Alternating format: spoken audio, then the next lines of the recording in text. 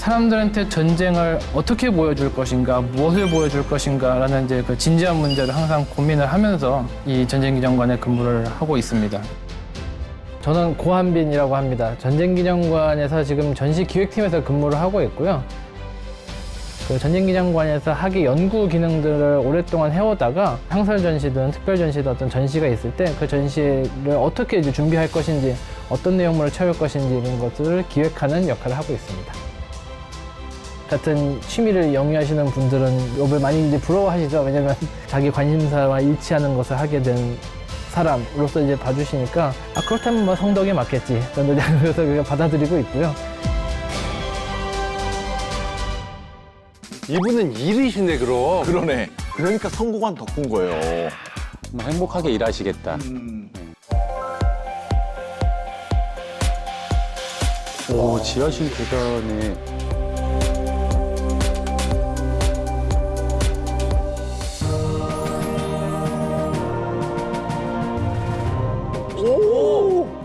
저거 옛날 무슨 전쟁 영화 나오는. 맞아요, 맞아요.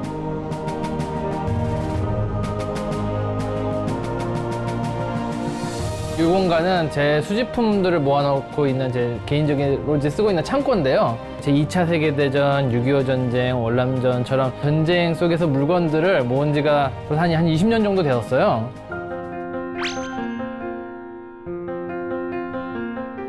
제가 초등학교 다닐 때 그 당시에 나왔던 영화가 태극기 휘날리며라고 있었어요. 그 영화 속에서 나오고 있는 사람들이 입고 있었던 옷이나 차림새 같은 데 관심이 많았고 밀리터리 매니아가 이 영화 제작을 도왔다라는 내용이 나오더라고요.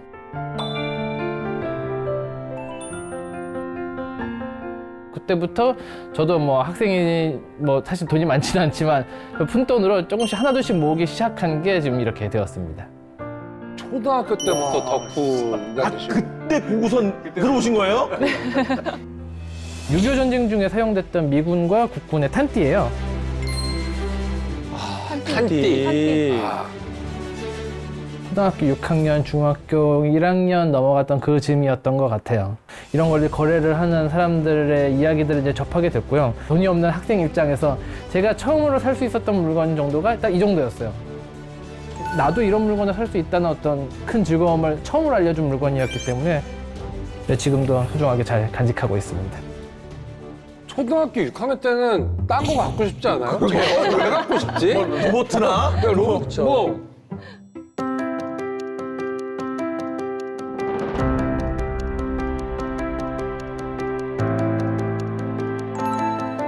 6.25 전쟁 중 국군의 옷차림에 대해서 사람들이 잘 몰랐다가 뒤늦게 알게 된 것 중에 가장 대표적인 게 국군의 방한복이에요. 사실은 국군의 가장 혹한 기용 방한복은 6.25 전쟁 중에는 누비 옷이었어요.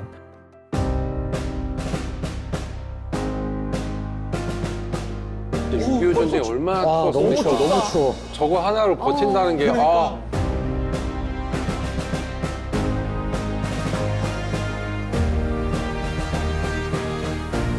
사람들이 6.25 전쟁 중 누비옷 하면 약간 공산군의 어떤 상징처럼 생각을 하는데 실제로는 국군도 누비옷 상당히 많이 입었고요.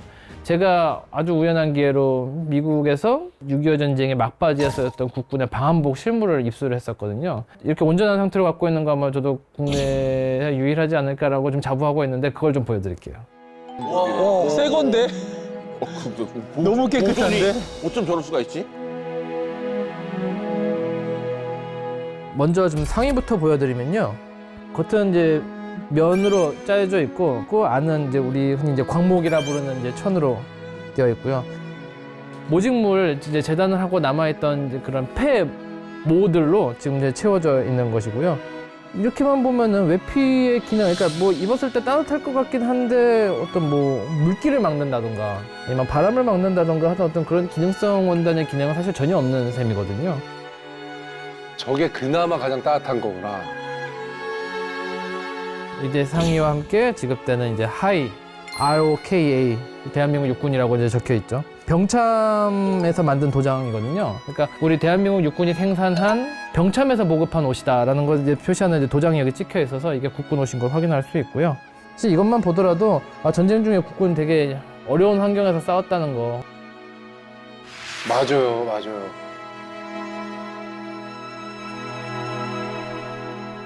그리고 제가 가진 6.25 전쟁 물건 중에서 사람들이 이제 재밌어하는 가장 아마 특이한 물건 중에 하나가 이걸 것 같은데요. 뭐지? 뭘까요? 이렇게만 보시면 아마 어떤 물건인지 잘 모르실 텐데 2019년에 당시 이제 국방부 유해발굴감식단에서 화살머리 고지를 발굴을 하면서 특이한 출토품을 발견을 하셨어요. 남북은 지난해부터 DMZ 화살머리 고지 일대 공동 유해 발굴을 위해 지뢰 제거를 했는데요.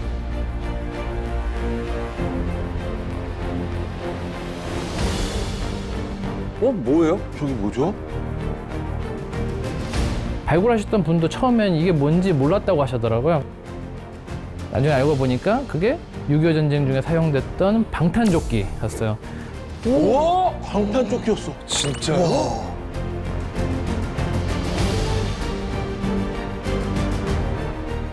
정식 명칭은 M12 방탄조끼라고 했었고 1945년에 만들어진 조끼였거든요. 와, 있어요. 정식 명칭이 또. 전면인데 이 소리 들리시죠?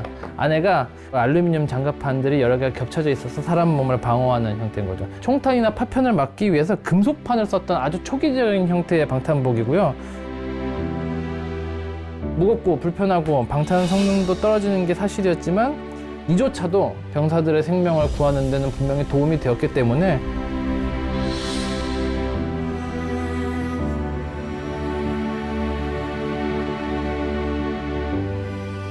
안에 다 철판이다 보니까 제가 입었을 때 이 철판에 뭐 서늘함도 있고요. 안에서 움직일 때 이 철판 움직이는 소리도 나고 해서 좀 이게 요즘 기준으로 봤을 때 방탄조끼처럼 느껴지지는 않아요. 정말 진짜 중세시대 때 갑옷을 입은 것 같은 느낌입니다. 뭐 어느 전쟁에서도 마찬가지인데 전쟁 중에 군인을 가장 많이 죽거나 다치게 만드는 것은 총탄이 아니라 파편이에요. 이 조끼를 만든 개발자도 그 당시 기술로는 총탄을 막는 조끼를 만들기 힘들지만 파편을 막는 조끼는 가능하다. 근데 그것만으로도 상당히 많은 병사들을 살릴 수 있다라는 전제로 이 조끼를 만든 거죠. 물건 하나로 역사를 읽는 거예요, 저희가. 이건 M51 방탄조끼라고 하는데 이건 미 해병대가 사용하던 것이고요.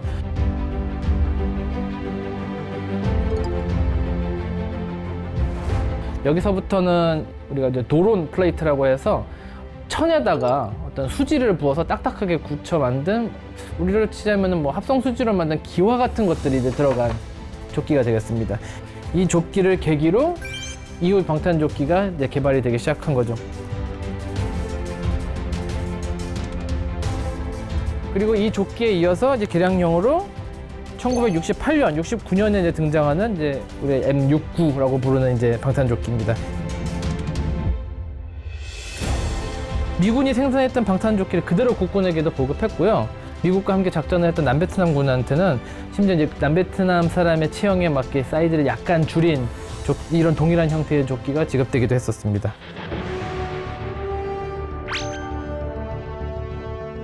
이 조끼도 구했을 때 제가 이 조끼 매뉴얼이 따라왔어요. 그래서 보시면은 뭐 어떤 식으로 착용해야 된다, 병사들에게 이 조끼 착용법, 관리 방법들도 알려주고 있고요. 특이하게는 매뉴얼 뒤에 보면은 본인이 이 조끼를 입고 다쳤을 때 그 내용들을 이 조끼를 개발한 연구소에 보낼 수 있는 어떤 엽서 양식의 걸 만들어 놨어요. 말은 이 조끼를 개발하면서 끊임없이 개발사가 피드백을 받고 있었던 거예요.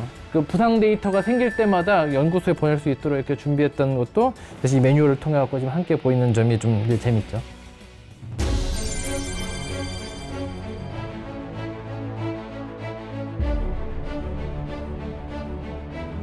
형들 어떻게 갖고 새 거야? 저거를?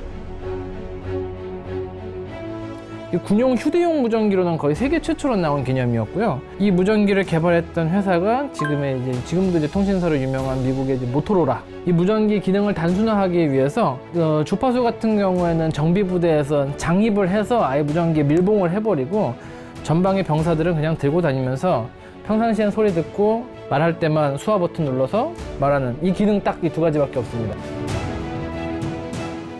BC-1000 무전기. 훨씬 더 대형화된 무전기죠. 이제 등에 메고 다니는 형태로 커졌고요. 역시 휴대용이죠. 통달거리가 훨씬 길기 때문에 더 강한 전파를 써야 돼서 훨씬 더 사이즈는 커졌습니다.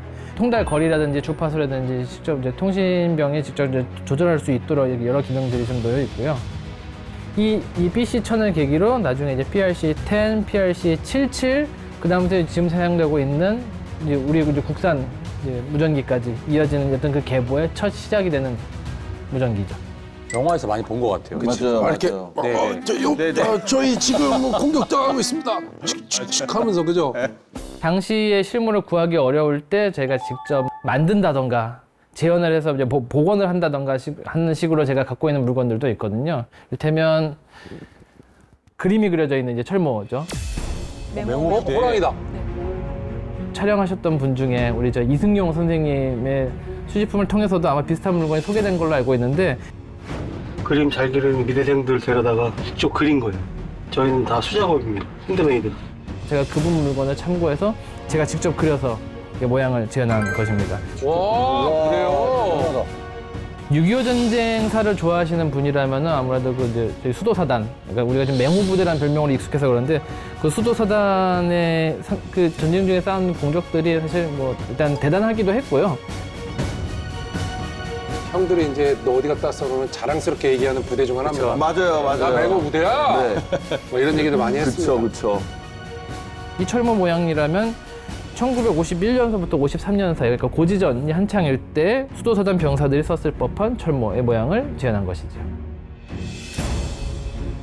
즉 참전 용사들의 노고를 이해하기 위해서는 그 참전 용사들이 어떤 생김새였는지, 어떤 환경에 놓여 있었는지를 인간적으로 이해하는 과정이 필요하다고 생각하거든요. 그 물건을 통해서 또 우리 6.25 전쟁에 참전했던 국군 장병들의 모습도 저뿐만 아니라 다른 사람들도 함께 다시 한번 생각해 볼 수 있는 되게 의미 있는 아이템이 되지 않을까 생각해 봅니다.